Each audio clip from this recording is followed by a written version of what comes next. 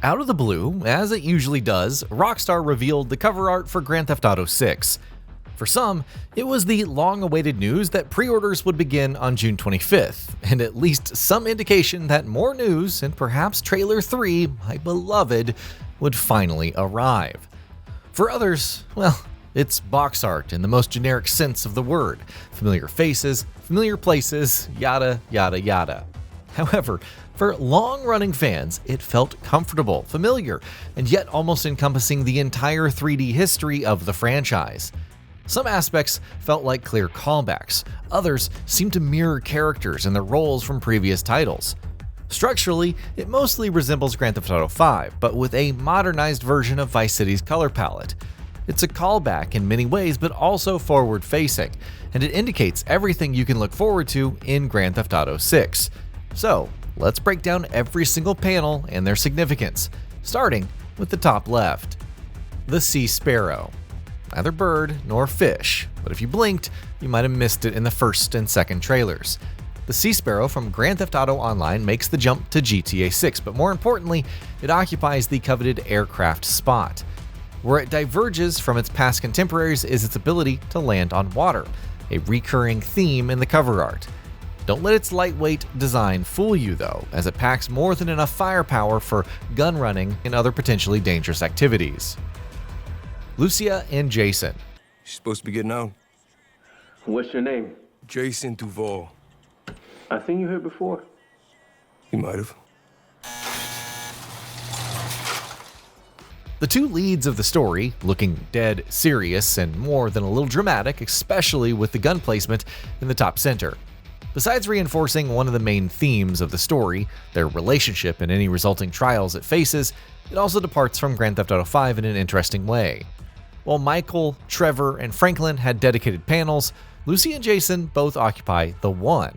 We're not suggesting that Rockstar has, well, say, done away with the character switching mechanic of its predecessor, but it's certainly conspicuous, and we'll come to that later.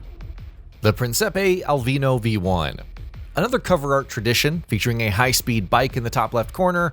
What makes this especially interesting is that unlike GTA 4 and 5's box art, it's open to interpretation. It could depict a chase, or just the rider mocking authority with a sick wheelie. As much urban fantasy as modern-day rebellion.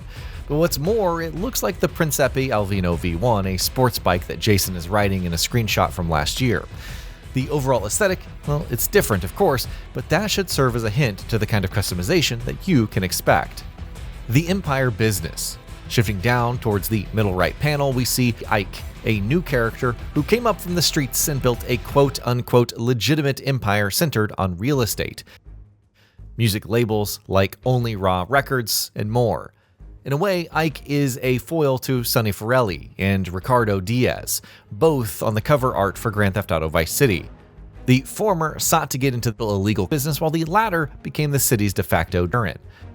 Neither of these suggests that Ike is involved in the same business, but it's Vice City and shady dealings seem to be a given. More than anything else, however, he represents an aspect that defined the 2002 classic. Building an empire brick by brick and slowly owning your own little slice of the city. The Alligator. Now, ignore the fact that the alligator doesn't seem to have the right number of teeth as its real-life counterpart.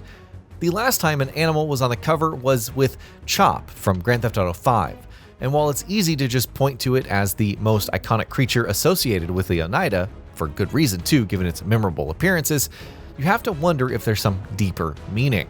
A mission involving alligators? Feeding an unwanted individual to those alligators? Owning a pet gator, perhaps? Well, the options might be endless, but its placement directly below the title logo, almost as a counterbalance to Lucia and Jason above, offers a fitting contrast between the serious and over-the-top, besides once again reinforcing the water theme. And, well, speaking of which, the Clarion. Forget the jet ski from GTA 5, GTA 6 is going right back to the speedboat, as last seen on Grand Theft Auto Vice City's cover. The brand appears to be Clarion, last seen on a speedboat in the first trailer, but the overall color scheme and framing of this panel suggests something more luxurious and relaxed.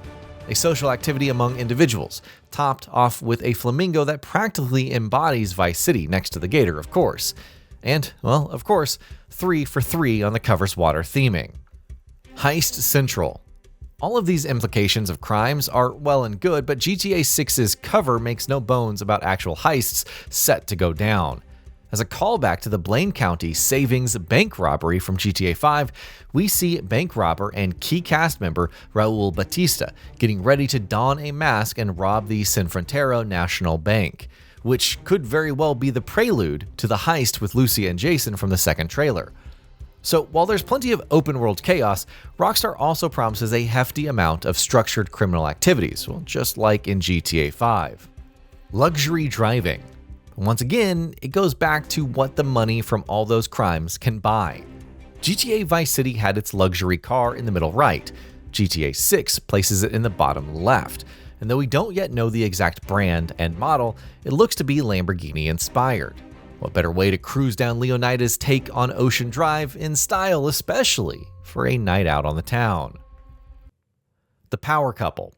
In many ways, Grand Theft Auto 6's cover art feels like an answer to GTA 5, a recreation in many ways, but also channeling Vice City into the contemporary space. Earlier, we remarked how Lucia and Jason occupy a single panel rather than being separate, and while that reinforces the couple dynamic, their placement in the midst of everything else feels deliberate, like everything else orbits around them, hinting at what awaits while laying out almost everything. Will their relationship endure through it all? Will they face it together? Too many questions and too much time before launch. But it's that fusion of new and old that makes it feel like a proper celebration of everything that's come before.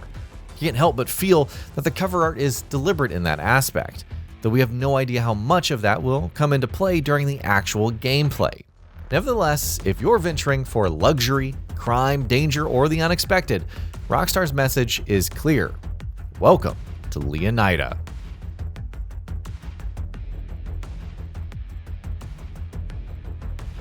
And that'll be about it for this one. If you guys like what we're doing at GamingBolt, please consider subscribing to our channel, and I'll see you guys on the next video.